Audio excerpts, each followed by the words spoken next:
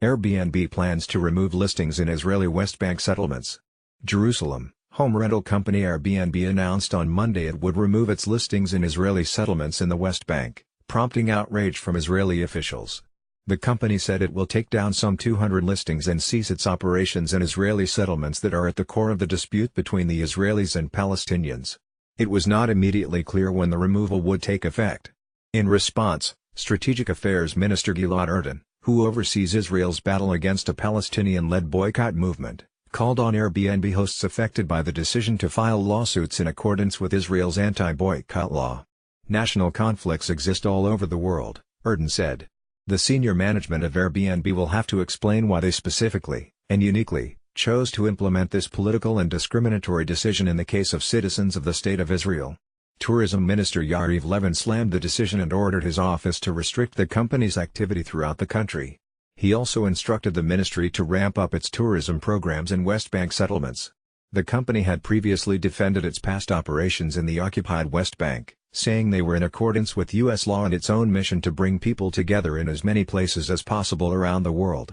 Airbnb said the decision to cancel the contentious listings came after consulting with experts and wrestling with the ethics of whether to do business in Israeli settlements, which most of the international community views as illegal.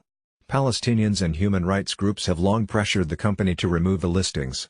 Human Rights Watch said the decision came on the eve of its publication of a 65-page report investigating tourist rental listings and settlements, including by Airbnb.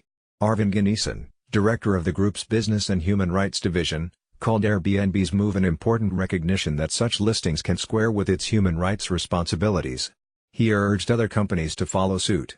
Eugene Kontorovich, an international law expert, accused Airbnb of anti-Semitism and cooperating with the Palestinian-led BDS movement, which calls for boycotts, divestment and sanctions against Israeli companies.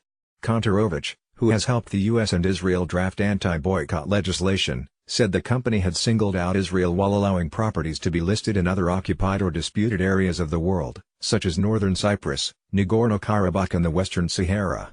Airbnb's approach of singling out Jews from all the disputes in the world will put it at odds with U.S. state BDS laws and principles of discrimination, said Kontorovich, director of international law at the Coelet Policy Forum, a conservative think tank in Jerusalem and professor of international law at George Mason University.